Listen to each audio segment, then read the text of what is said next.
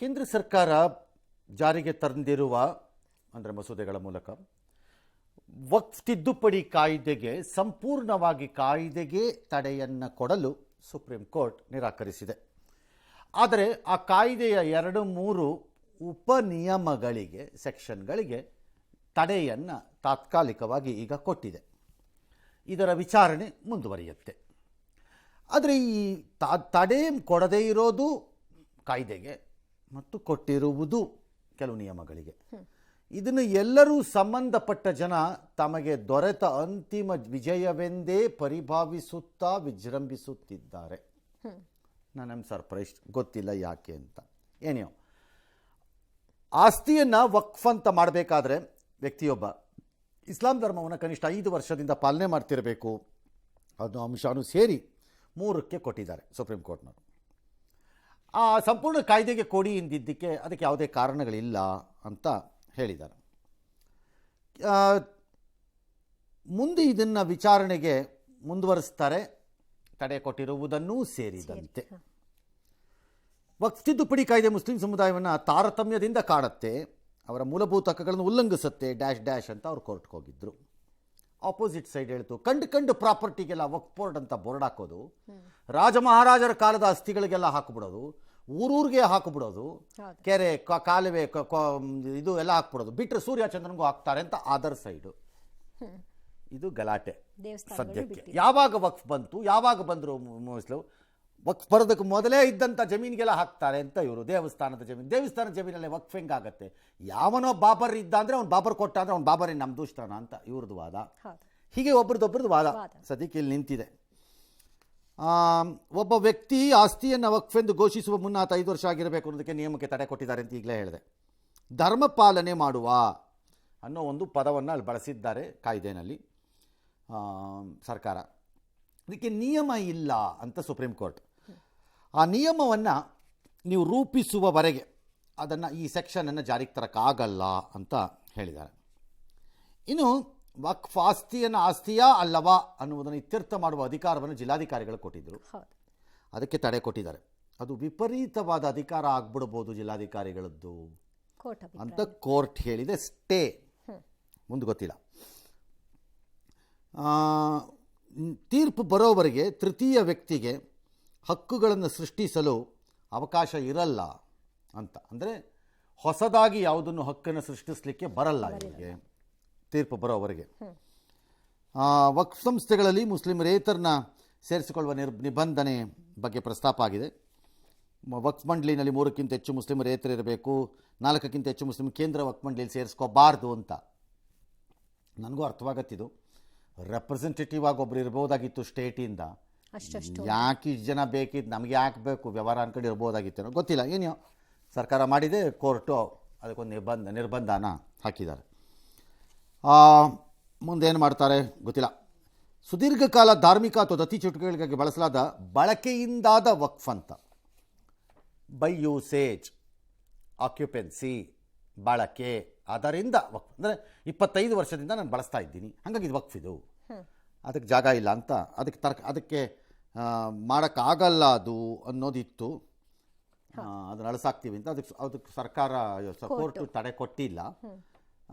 ನೋಡೋಣ ಮುಂದೆ ಯಾವ ಥರ ಮಾಡ್ತಾರೆ ಇದನ್ನು ಅಂತ. ಪೂರ್ತಿ ತೀರ್ಪು ಬರಲಿ, ಆಮೇಲೆ ಮಾತಾಡೋಣ. ಓಕೆ, ಅಂದರೆ ಈಗ ಏನೆಲ್ಲ ಅಂಶಗಳನ್ನ ಹೇಳಿದೆ ಅದು ಮತ್ತೆ ವಾದದ ಸಂದರ್ಭದಲ್ಲಿ ಯಾವ್ದು ಬೇಕಾದ್ರೂ ತಗೋಬೋದು. ಈಗ ಯಾವುದನ್ನು ಅವರು ತಡೆ ಕೊಟ್ಟಿದ್ದಾರೆ ಅದು ಹೇಗೆ ವಾದದ ಪರಿವ್ಯಾಪ್ತಿಗೆ ಬರುತ್ತೋ, ಯಾವುದಕ್ಕೆ ತಡೆ ಕೊಟ್ಟಿಲ್ವೋ ಅದಕ್ಕೂ ವಾದ ಮಂಡನೆ ಮಾಡ್ಬೋದು. ಮತ್ತು ಈ ತೀರ್ಪು ದ್ವಿಸದಸ್ಯ ಪೀಠದಲ್ಲಿ ಬಂದಿದೆ. ಮುಖ್ಯ ನ್ಯಾಯಮೂರ್ತಿಗಳು ಹಾಗೂ AG ಮಸಿ ಅವರ ಇದು. ನನ್ನ ಲೆಕ್ಕಾಚಾರದಲ್ಲಿ ಇದು ಇಲ್ಲಿಗೆ ನಿಲ್ಲಿಕ್ಕಿಲ್ಲ, ಇದು ಅಪೀಲ್ ಹೋಗುತ್ತೆ. ಲಾರ್ಜರ್ ಬೆಂಚ್ ಕಾನ್ಸ್ಟಿಟ್ಯೂಟ್ ಹಾಕಕ್ಕೆ ಬರಬಹುದು, ಗ್ಯಾರಂಟಿ ಅಲ್ಲ ಹೇಳ್ತಿರೋದು. ಜನರಲಿ ಸಾಮಾನ್ಯವಾದ ಮ್ಯಾಟರ್ಗಳು ಈ ಥರದ ವಿಚಾರದಲ್ಲಿ ಬಂದಾಗ ಅದು ದ್ವಿಸದಸ್ಯವಾಗಿ ಚೀಫ್ ಜಸ್ಟಿಸೇ ಇದ್ದಾಗ ಅದು ಅಲ್ಲಿಗೆ ಇತ್ಯರ್ಥ ಕ್ಲೋಸ್ ಆಗಬೇಕು. ಬಟ್ ಇತ್ತೀಚೆಗೆ ಹಾಗಾಗಿಲ್ಲ. ಈಗ ಮೈಸೂರು ಅರಮನೆಯ ಆಸ್ತಿಗಳ ವಿಚಾರದಲ್ಲಿ TDR ಕೊಡಬೇಕು ಅಂದಾಗ ದ್ವಿಸದಸ್ಯ ಪೀಠದಲ್ಲಿ ಬಂದ ತೀರ್ಪನ್ನೇ ಪುನರ್ ಪರಿಶೀಲಿಸುವ ಹಂತಕ್ಕೆ ಹೋಯಿತು. ಈಗ ಸುಪ್ರೀಂ ಕೋರ್ಟು ತೊಗೊಂಡ್ಬಿಟ್ಟಿದ್ದಾರೆ ಕೈಗೆ. It's very strange actually. Generally ಅದು ಆಗಲ್ಲ ಅನ್ಲೆಸ್ ಲಾರ್ಜರ್ ಬೆಂಚ್ಗೆ ಅಪೀಲ್ಗಳು ಹೋದರೆ. ಹೋಗಕ್ಕೆ ಒಪ್ಪಿದ್ರೆ ಕೋರ್ಟ್. ಓಕೆ. ಸೊ ಈ ಪ್ರಕರಣದಲ್ಲೂ ಹಾಗೆ ಆಗಬಹುದೇನೋ ಅಂತ ನನಗನ್ಸತ್ತೆ. ಈಗ ಯಾವ ಪ್ರಕ್ರಿಯೆಗಳು ನಡೆಯಲ್ಲ ಅಲ್ವಾ ಸರ್? ಸ್ಟೇ ಎಲ್ಲ ಇರುತ್ತೆ ಅಷ್ಟೇ. ಹಾಂ. ಸ್ಟೇ ಆಗದಿರುವ ಪ್ರಕ್ರಿಯೆಗಳಿಗೆ ಏನೂ ಆಗಲ್ಲ, ಹಾಂ. ಓಕೆ. ಅದಕ್ಕೇನೂ ಆಗಲ್ಲ, ಉಳಿದಿದ್ದಕ್ಕೆ ಸ್ಟೇ ಇರುತ್ತೆ. ಜೀನಿ ಸ್ಲಿಮ್ ರೆಫರ್ ಮಾಡ್ಬೇಕಾದ್ರೆ ಕಾರಣ ಏನಂದ್ರೆ ವೇಟ್ ಲಾಸ್ ಸಲುವಾಗಿ ನನ್ ಬಾಳ ಜನ ಕೇಳಿದ್ರು. ಫಸ್ಟ್ ನಾನ್ ತಗೊಂಡು ನನಗೆ ರಿಸಲ್ಟ್ ಬಂದ್ಮೇಲೆ ಆಮೇಲೆ ನಾನು ಜೀನಿ ಸ್ಲಿಮ್ ಇನ್ನೊಬ್ಬರಿಗೆ ಪ್ರಿಪೇರ್ ಮಾಡಿದ್. ಸುಸ್ತಾಗೋದು ಕಡಿಮೆ ಆಯ್ತು, ವೀಕ್ನೆಸ್ ಅದು ಏನೂ ಇಲ್ಲ, ಪೂರಾ ಹೆಲ್ದಿ ಅದೇನೆ. ವೇಟ್ ಜಾಸ್ತಿ ಇರೋರಲ್ಲಿ ಏನೇ ಡೌಟ್ ಇಲ್ಲದೆ 100% ಬಳಸಬಹುದು. ಪ್ರತಿದಿನ ನಮ್ಮ ಜೀನಿ ಸ್ಲಿಮ್ ನ ಯೂಸ್ ಮಾಡಿ ಯಾವುದೇ ಸೈಡ್ ಎಫೆಕ್ಟ್ ಇಲ್ದಂಗೆ ನೀವು ಸಣ್ಣ ಆಗ್ತೀರಾ. ಇನ್ನು ಮೈಸೂರು ದಸರಾ ಉದ್ಘಾಟನೆಗೆ ಬುಕರ್ ಪ್ರಶಸ್ತಿ ಪುರಸ್ಕೃತ ಜನಕ್ಕೆ ಬೇಕಾಗಿರೋದು ಇಷ್ಟೇ. ಹಾಂ ಸರ್. ವಕ್ಫಾಸ್ತಿ ಇರೋದನ್ನ ವಕ್ಫಾಸ್ತಿ ಅಂತ ಉಳಿಸೋದು ಅದೇನೋ ಒಂದು ಮತ್ತೊಂದು ಬೇರೆ ವಿಚಾರ. ಹೊಸ ಆಸ್ತಿಗಳನ್ನ ವಕ್ಫ್ ಎಂದು ಸೇರಿಸುವುದು ಹೌದು. ಮತ್ತು ಈ ವಕ್ಫಿನ ಆಸ್ತಿ ಅಂತ ಸೇರಿಸಿದ ಮೇಲೆ ಅದಕ್ಕೆ ಅಪೀಲೇ ಇಲ್ಲ, ಅವ್ರದ್ದೇ ಟ್ರಿಬ್ಯುನಲ್ ನೀನು ಹೋಗಬೇಕು ಅಂತ ಮಾಡಿಟ್ಟಿರೋದ್ರೆ ಅಪೋಸ್ ಮಾಡ್ತಾ ಇರೋದು ತೀವ್ರವಾಗಿ. ಹೇಗೆ ಸಾಧ್ಯ ಅದು? ಆಮೇಲೆ ನಾವೆಲ್ಲ ಹೋಗ್ಬೇಕು ಪ್ರಶ್ನೆ ಮಾಡಿ. ಹಾಗಾಗಿ ಅದೆರಡಕ್ಕೆ ಇತ್ಯರ್ಥ ಆದರೆ ಅರ್ಧ ಪ್ರಾಬ್ಲಮ್ ಸಾಲ್ವ್ ಆಗುತ್ತೆ ಇದರಲ್ಲಿ. ಎಸ್. ಮೈಸೂರು ದಸರಾ ಉದ್ಘಾಟನೆಗೆ ಬುಕರ್ ಪ್ರಶಸ್ತಿ ಪುರಸ್ಕೃತ ಲೇಖಕಿ ಬಾನು ಮುಷ್ತಾಕ್ ಆಯ್ಕೆ ಪ್ರಶ್ನಿಸಿ ಮಾಜಿ ಸಂಸದ ಪ್ರತಾಪ್ ಸಿಂಹ ಅವರು ಮತ್ತು ಇತರರು ಸಾರ್ವಜನಿಕ ಹಿತಾಸಕ್ತಿ ಅರ್ಜಿಯನ್ನ ಹಾಕೊಂಡಿದ್ರು ಕೋರ್ಟಲ್ಲಿ.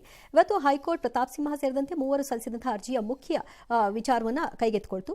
ಮುಖ್ಯ ನ್ಯಾಯಮೂರ್ತಿ ವಿಭು ಬಕ್ರು ಮತ್ತು ನ್ಯಾಯಮೂರ್ತಿ ಸಿಎಂ ಜೋಶಿ ನೇತೃತ್ವದ ವಿಭಾಗೀಯ ಪೀಠ ವಿಚಾರಣೆ ನಡೆಸಿ ಹೈಕೋರ್ಟ್ನಲ್ಲಿ ಹಾಗಾದ್ರೆ ವಾದ ಪ್ರತಿವಾದ ಹೇಗಿತ್ತು, ಏನಾಯಿತು ನೋಡೋಣ.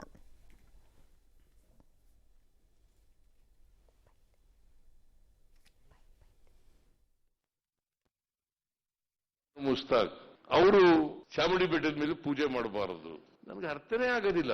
ನಾವು ಸೆಕ್ಯುಲರಿಸಂ ನಲ್ಲಿ ವಾಸ ಮಾಡ್ತಕ್ಕಂಥ ಜನ, ಸಂವಿಧಾನ ಬಹಳ ಸ್ಪಷ್ಟವಾಗಿ ಹೇಳ್ತದೆ ಸಮಾನತೆ ಇರಬೇಕು. ಬಾಬಾ ಸಾಹೇಬ್ ಅಂಬೇಡ್ಕರ್ ಅವರು ಸಮಾನತೆ, ಸ್ವಾತಂತ್ರ್ಯ, ಭ್ರಾತೃತ್ವ ಕಲ್ತ್ಕೊಳ್ಳಿ ಅಂತ ಹೇಳ್ತಾರೆ. ಪಟ್ಟಭದ್ರ ಸಿಕ್ಕರು ಮತ ಸಂವಿಧಾನವನ್ನ ಸರಿಯಾದ ರೀತಿಯಲ್ಲಿ ಪ್ರತಾಪ್ ಸಿಂಹ ಮತ್ತು ಬಿಜೆಪಿ ನಾಯಕರುಗಳೆಲ್ಲ ಪ್ರತಾಪ್ ಸಿಂಹನು ಮಾತಾಡಿದಾರಲ್ವಾ? ಹಾಂ ಸರ್. ಯಾಕೆ ತಗೊಂಡ್ಬಿಡೋಣ. ಪ್ರತಾಪ್ ಸಿಂಹ ಅವರು ಏನು ಹೇಳಿದ್ದಾರೆ ಏನು ಹೇಳಲಿಕ್ಕೆ ಹೋಗಲ್ಲ. ಆದ್ರೆ ಅಲ್ಲಿ ನಾನು ಕೋರ್ಟ್ ಮುಂದೆ ಪ್ರೇಯರ್ ಮಾಡುವಾಗ್ಲೂ ಕೂಡ ಆಕೆ ಮೂಲ ಸಂಸ್ಕೃತಿಗೆ ತಗಾದೆ ಎತ್ತಿರೋದನ್ನ ಸ್ಪಷ್ಟವಾಗಿ ಟ್ರಾನ್ಸ್ಲೇಟ್ ಮಾಡಿ ಆ ವಿಡಿಯೋನ ಕೋರ್ಟ್ ಮುಂದೆ ನಾವು ಪ್ರೆಸೆಂಟ್ ಮಾಡಿದ್ದು. ಇಷ್ಟಾಗಿಯೂ ಕೂಡ ಸೆಕ್ಯುಲರಿಸಮ್ ಯಾರು ಎಲ್ಲಿ ಬೇಕಾದ್ರೂ ಹೋಗ್ಬೋದು ಅಂತ ಹೇಳಿ ಇವತ್ತು ಅದಕ್ಕೆ ಮನ್ನಣೆಯನ್ನು ಕೊಡದಲ್ಲೇ ವಜಾವನ್ನ ಮಾಡಿದರೆ ನಾನು ಕೋರ್ಟಿನ ತೀರ್ಪಿನ ಬಗ್ಗೆ ಏನು ಮಾತಾಡಲ್ಲ.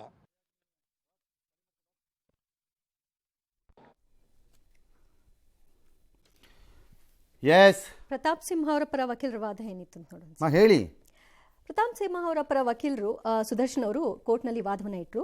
ಬಾನು ಮುಷ್ತಾಕ್ ಹಿಂದೂ ಸಂಪ್ರದಾಯದ ವಿರೋಧಿ ಮತ್ತು ಕನ್ನಡ ವಿರೋಧಿ ಹೇಳಿಕೆಯನ್ನು ಈಗಾಗಲೇ ಕೊಟ್ಟಿದ್ದಾರೆ. ದಸರಾ ಉದ್ಘಾಟನೆಗೆ ಆಯ್ಕೆಯಾದವರು ಚಾಮುಂಡೇಶ್ವರಿ ದೇವಾಲಯಕ್ಕೆ ಭೇಟಿ ನೀಡುವುದು ಶಿಷ್ಟಾಚಾರ, ಇದನ್ನು ಇಲ್ಲಿವರೆಗೂ ಪಾಲನೆ ಮಾಡಿಕೊಂಡು ಬರಲಾಗಿದೆ, ಆದರೆ ಇವರಲ್ಲಿ ಪಾಲಿಸಿಲ್ಲ. ಬಾನು ಮುಷ್ತಾಕ್ಗೆ ಅರಿಶಿನ ಕುಂಕುಮದ ಮೇಲೆ ನಂಬಿಕೆ ಇಲ್ಲ.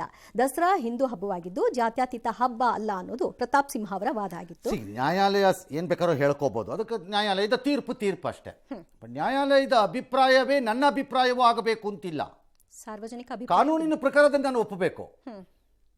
ಹೌದು. ವೈಯಕ್ತಿಕವಾಗಿ ನನ್ನ ನಂಬಿಕೆಯನ್ನು ಬದಲಾಯಿಸಬೇಕು ಅಂತ ನ್ಯಾಯಾಲಯ ನನಗೆ ಹೇಳಕ್ ಬರಲ್ಲ. ಕೋರ್ಟ್ ಹೇಳಿದೆ ಅಂದ ಮಾತ್ರಕ್ಕೆ ಬಟ್ ಪಾಲನೆ ವಿಚಾರದಲ್ಲಿ ನಾನು ಪಾಲಿಸಲೇಬೇಕು ನ್ಯಾಯಾಲಯದ ತೀರ್ಮಾನ ಆದ್ರಿಂದ. ಈಗಲೂ ಹೇಳ್ತೀನಿ, ದಸರಾ ಮೆರವಣಿಗೆ ಮತ್ತೊಂದು ಎಲ್ಲ ಸಂಸ್ಕೃತಿಯವರು ಬರಬಹುದು, ಎಲ್ಲ ಧರ್ಮದವರು ಬರಬಹುದು. ಹೌದು, ಅದಕ್ಕೆ ಅಡೆತಡೆ ಇಲ್ಲ.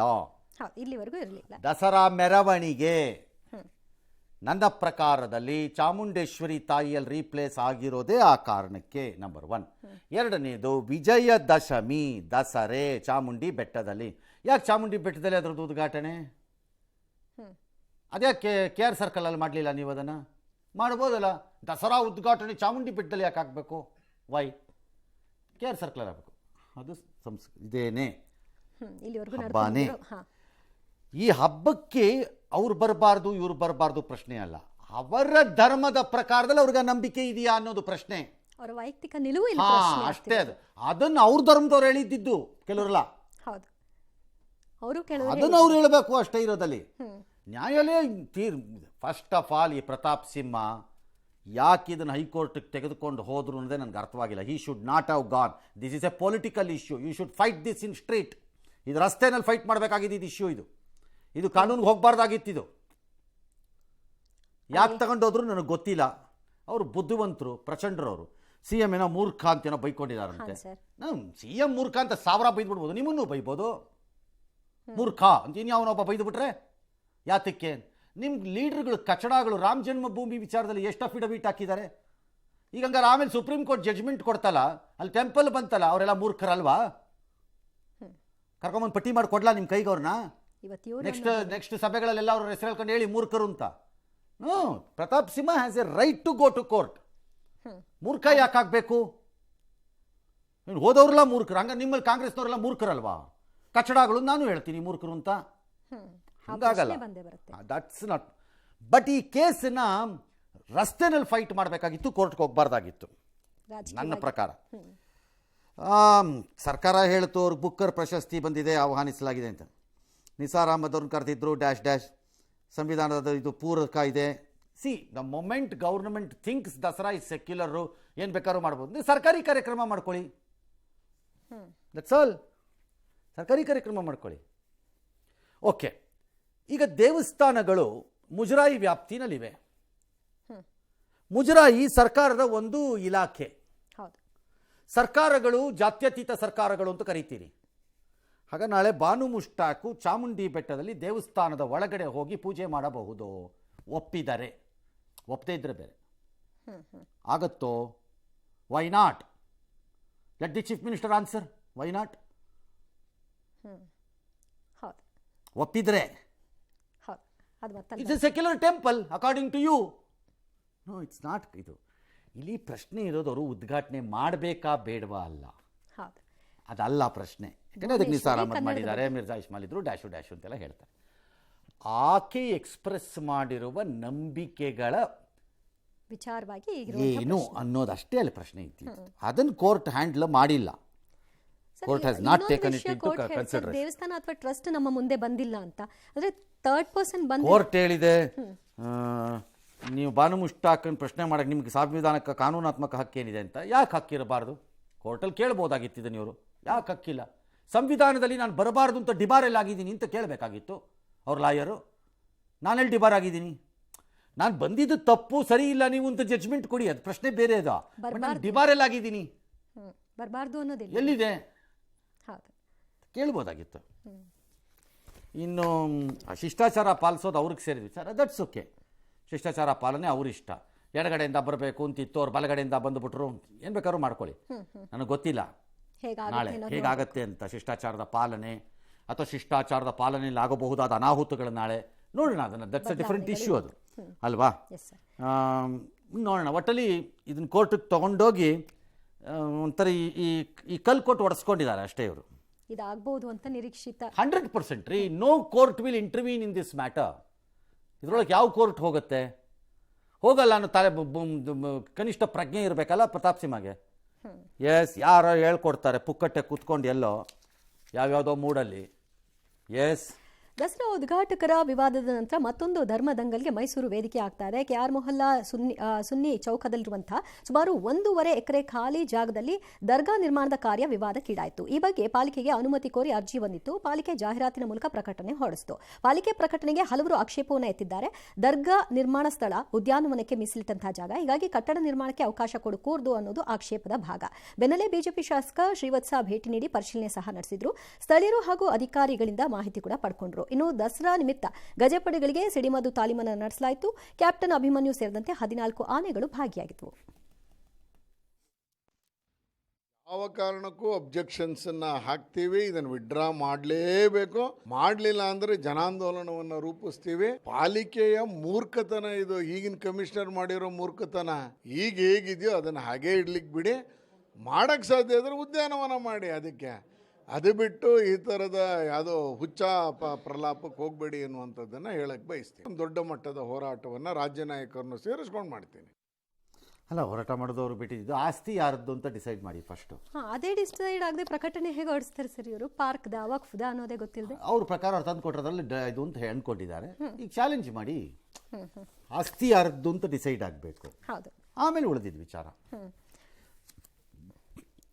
ಬಾಯ್ಕಾಟ್ ಅಥವಾ ಬಂಡಾಯದ ಮಧ್ಯೆ ಭಾರತ ಪಾಕಿಸ್ತಾನದವರು ನಿನ್ನೆ ಮ್ಯಾಚನ್ನು ಆಡಿದ್ರು. ಇಂಡಿಯಾ ಗೆಲ್ತಂತೆ.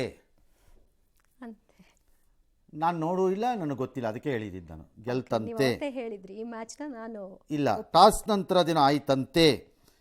ಆಮೇಲೆ ಮ್ಯಾಚ್ ಮುಗಿದ ಮೇಲೆ ಅವ್ರು ಯಾರೋ ಇಂಡಿಯಾದೊಬ್ಬರು ಕ್ಯಾಪ್ಟನ್ ಇದ್ದಾರಂತೆ, ಅವರು ಶೇಕ್ ಹ್ಯಾಂಡನ್ನು ಮಾಡಲಿಲ್ವಂತೆ ಪಾಕಿಸ್ತಾನದ ಕ್ಯಾಪ್ಟನ್ಗೆ, ಮುಖ ಕೊಟ್ಟು ಮಾತಾಡಲಿಲ್ವಂತೆ.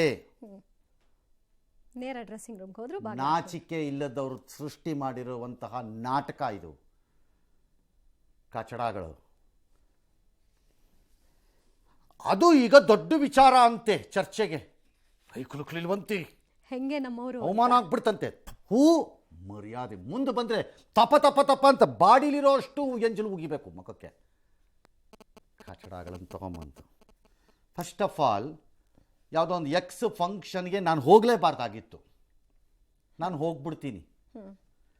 ಆಮೇಲೆ ಆಚೆ ಬಂದು ಹೇಳ್ತೀನಿ, ಹೆಂಗ ಅಲ್ಲೋಗ್ಬಿಟ್ಟು ಕಾಫಿ ಕುಡಿಲಿಲ್ಲ ನಾನು, ಗೊತ್ತಾ, ಹಂಗೆ ಬಂದಿದ್ದೀನಿ ಅಣ್ಣ, ಹೋಗಿದ್ಯಾ ಹೆಂಗೆ ಹೋಗಿದ್ದೇನಕ್ಕೆ, ಮಣ್ಣು ತಿನ್ನೋಕ್ಕೆ ಹೋದೇನೋ ಕಚಡ ಅಂತ ಯಾರು ಕೇಳದೇ ಇಲ್ಲ ಅವನನ್ನು. ಅವ್ನು ಕಾಫಿ ಕುಡಿಲಿಲ್ವಂತೆ ಅಂತ ಓಡಾಡ್ತಿರ್ತಾರೆ. ಇದು ಹಾಗೇನೆ ಡ್ರಾಮಾ. ಇವನು ಕೈ ಕುಲುಕ್ಲಿಲ್ವಂತೆ ಯಾವೊಂದೋ, ಅದು ದೊಡ್ಡ ಸುದ್ದಿ ಅಂತೆ, ದೇಶ ಪ್ರೇಮ ಅಂತೆ. BJP, government of India, BCCI ನಿಮ್ಗೆ ಯಾವ ಹಕ್ಕು ಇಲ್ಲ ನಾವು ಹೇಗಿರಬೇಕು ಅನ್ನೋದನ್ನ ಹೇಳಕ್ಕಿನ್ನು ಮುಂದೆ. ನಮ್ಮಿಷ್ಟ ಬಂದಂಗೆ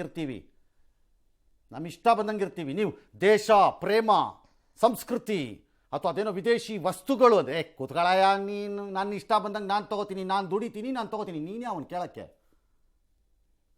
ಅಂತಲೇ ಹೇಳೋದು. ನಾನಂತೂ ಅದೇ ಪಾಲನೆ, ನನ್ನ ಇಷ್ಟ, ನೀನೇ ಅವನು ಹೇಳೋಕ್ಕೆ ಅಂತ ಕೇಳ್ತೀನಿ.